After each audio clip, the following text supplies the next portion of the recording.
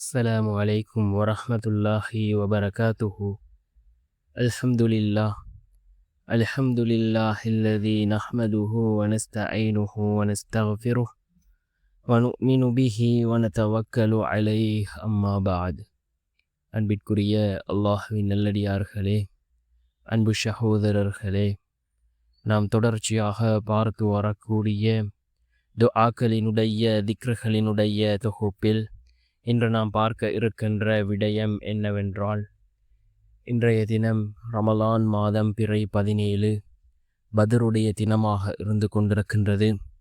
நாம் அசருடைய தொழுகையை தொழுதுவிட்டு இந்த துஆவை ஓதி அல்லாஹ்விடம் பிரார்த்தனை செய்வோம்.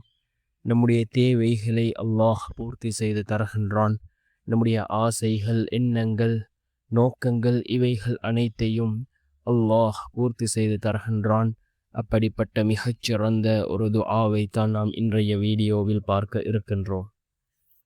அன்பார்ந்தவர்களே, அல்லாஹ்வின் நல்லடியார்களே, நம் கண்ணியமான ரமலானினுடைய மாதத்தை அடைந்திருக்கின்றோம்.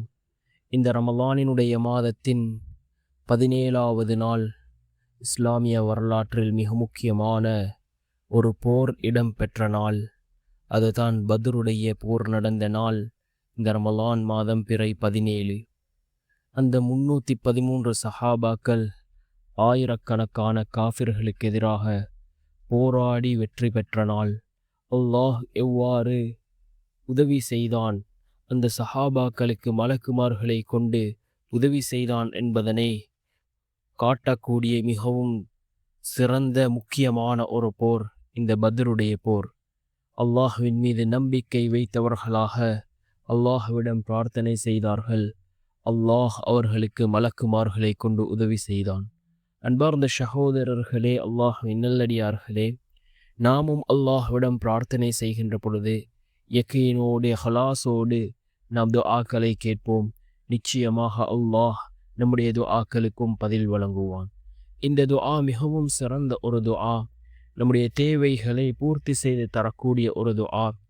அல்லாஹும்ம ஹ்தினி ஃபீஹி லிஸ்ஸாலிஹில் அஅமால் வக்மிலி ஃபீஹில் ஹவாயிஜ வல் அஅமால யா மன் லா யஹ்தாஜு இலா தஃப்ஸீரி வஸ்ஸுஆலி யா ஆலிமன் ஃபீமா ஃபீ சுதூரில் ஆலமீன ஸல்லி அலா முஹம்மதின் வ அலா ஆலிஹி த்தாஹிரீன் என்று வரக்கூடிய மிகவும் சிறந்த ஒரு துஆ. இந்த துஆவை நாம் ஓதி அல்லாஹ்விடம் பிரார்த்தனை செய்வோம். நம்முடைய தேவைகளை அல்லாஹ் பூர்த்தி செய்து தருவான். நம்முடைய எல்லா நிலைமைகளையும் அல்லாஹ் சீர்படுத்தி எல்லா விடயங்களிலும் அல்லாஹ் நமக்கு வெற்றியை தருவான். வல்லநாயன் நம் அனைவரின் பாவங்களையும் மன்னித்து உயர்ந்த ஜன்னத்துல் ஃபிர்தௌஸ் என்ற சுவனத்தில் நம் அனைவரையும் ஒன்று சேர்ப்பானாக. ஆமீன்.